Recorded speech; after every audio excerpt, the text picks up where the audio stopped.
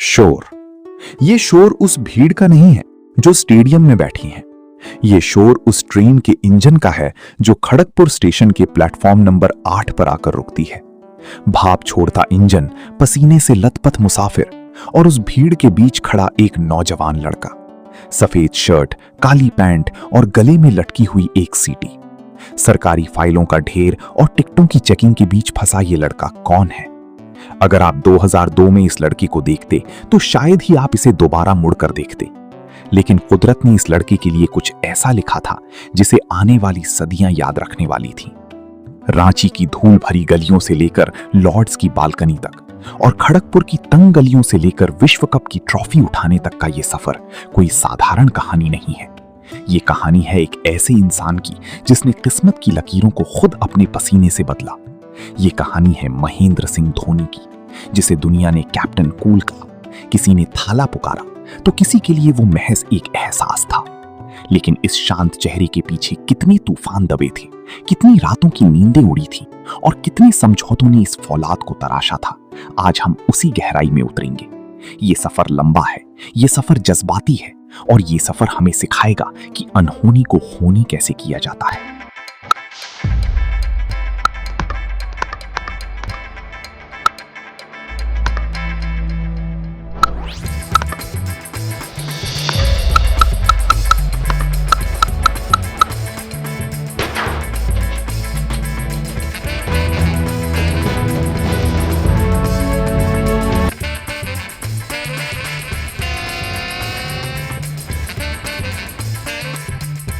सात जुलाई 1981, बिहार अब झारखंड का रांची शहर।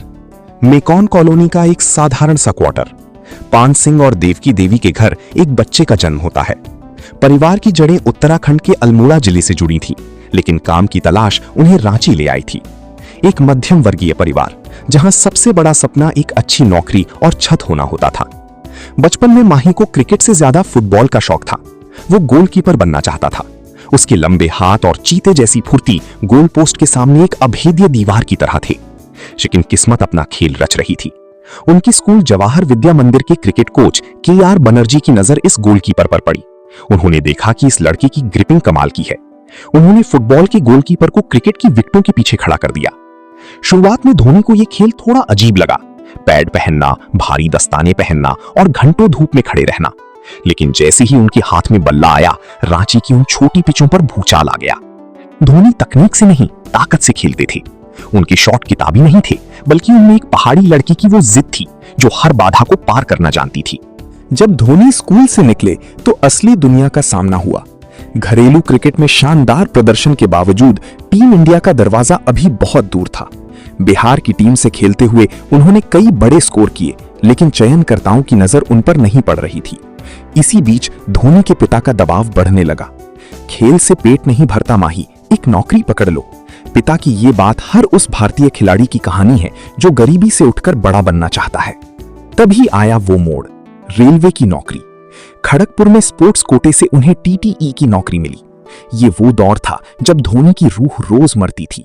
सुबह उठकर स्टेशन जाना, हजारों लोगों की टिकटें चेक करना, उनकी गालियां सुनना और स्टेशन के शोर में खुद को खोया हुआ पाना। रात को जब वो अपने छोटे से कमरे में बैठते थे तो उन्हें सामने वाली पटरियों पर दौड़ती ट्रेनें अपनी जिंदगी जैसी लगती थी, तेज, शोर से भरी, लेकिन पटरी पर फंसी हुई। धोनी अक्सर स्टेशन के खाली प्लेटफॉर्म पर अंधेरे में बैठते थे। उनके दिमाग में एक ही सवाल चलता था, क्या मैं इसी के लिए बना हूं?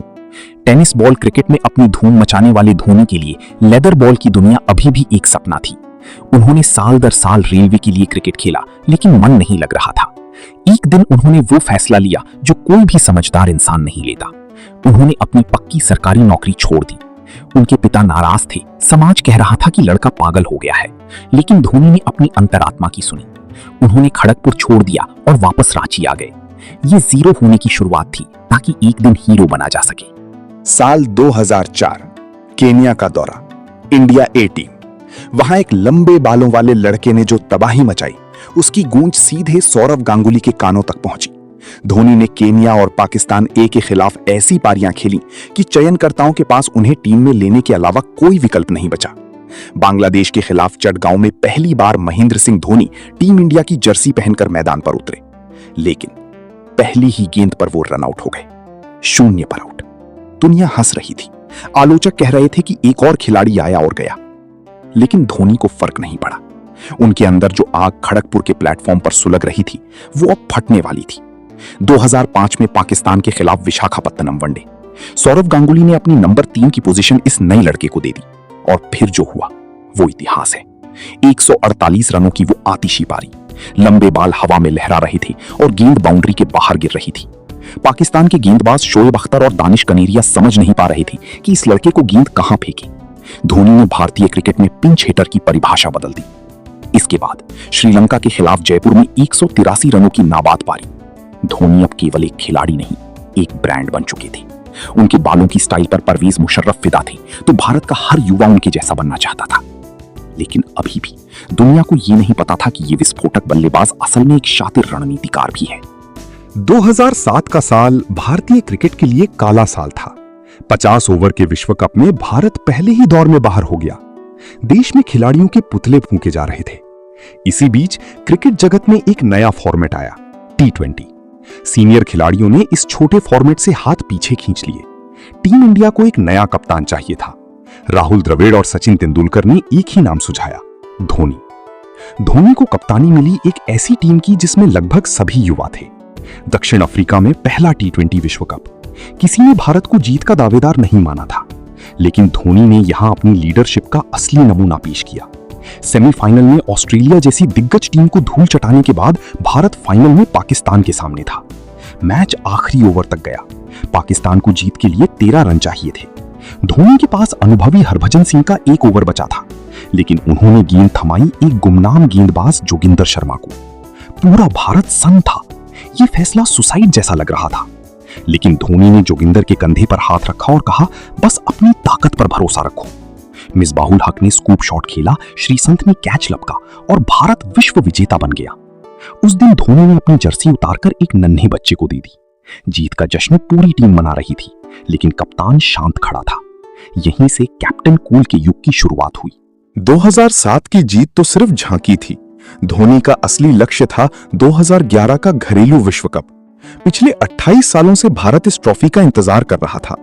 धोनी ने पिछले 4 सालों में टीम का कायाकल्प कर दिया था। उन्होंने कुछ कड़े फैसले लिए, कुछ सीनियर खिलाड़ियों को बाहर किया, फिटनेस पर जोर दिया और एक ऐसी यूनिट तैयार की जो एक दूसरे के लिए जान दे सके।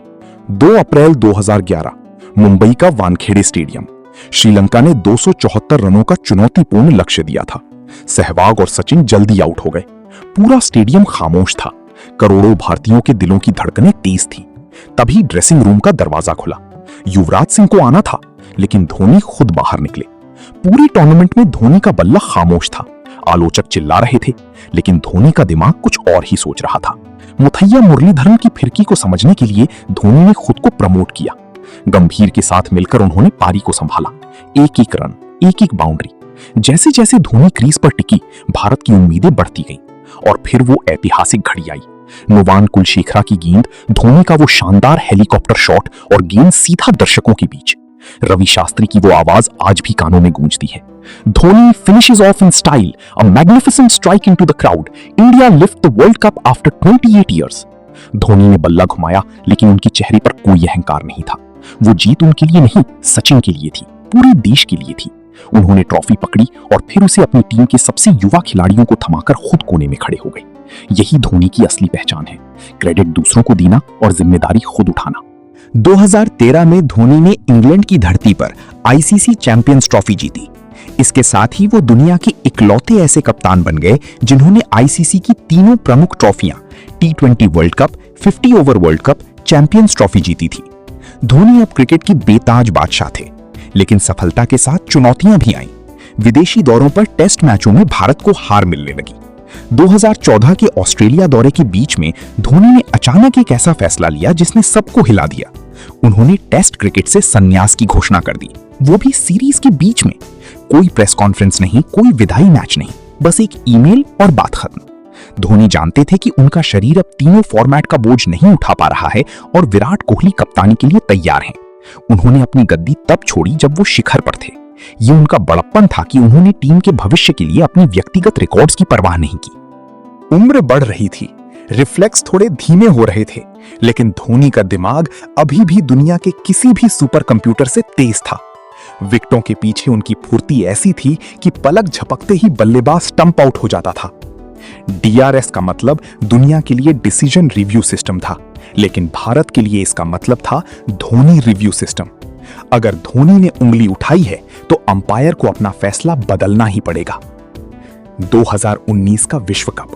धोनी अब कप्तान नहीं थे, लेकिन वो विराट कोहली के सबसे बड़े सलाहकार थे। सेमीफाइनल में न्यूजीलैंड के खिलाफ भारत की हालत खराब थी। टॉप ऑर्डर धराशायी हो चुका था। एक बार फिर जिम्मेदारी धोनी के कंधों पर आई। उन्होंने जडेजा के साथ मिलकर मैच को आखिरी ओवर तक खींचा। करोड़ों लोगों को उम्मीद थी कि धोनी है तो मुमकिन है, लेकिन किस्मत को कुछ और मंजूर था। मार्टिन गप्टिल का वो डायरेक्ट हिट और धोनी चंद इंच से रह गई। जब वो आउट होकर पवेलियन लौट रहे थे तो उनकी आंखों में वो नमी थी जो हमने पहले कभी नहीं देखी थी। वो सिर्फ एक रनआउट नहीं था, वो एक युग का अंत था। पूरे भारत को पता था कि हमने शायद आखिरी बार माही को नीली जर्सी में देखा है। 15 अगस्त 2020 पूरा देश आजादी का जश्न मना रहा था। शाम के 7:29 धोनी ने अपने इंस्टाग्राम पर एक वीडियो शेयर किया। बैकग्राउंड में गाना बज रहा था, मैं पल दो पल का शायर हूं, और कैप्शन में लिखा था, कंसिडर मी एज रिटायर्ड। कोई शोर नहीं, कोई बड़ा आयोजन नहीं। जैसे वो खामोशी से आए थे वैसे ही खामोशी से विदा हो। आज धोनी भले ही अंतर्राष्ट्रीय क्रिकेट से दूर हैं, लेकिन IPL में जब वो पीली जर्सी पहनकर चेन्नई सुपर किंग्स के लिए उतरते हैं तो पूरा भारत धोनी धोनी के नारों से गूंज उठता है। वो आज भी युवाओं को प्रेरित करते हैं। उनकी कप्तानी में CSK ने 5 बार खिताब जीता। ये साबित करता है कि शेर भले ही बूढ़ा हो जाए लेकिन शिकार करना नहीं भूलता।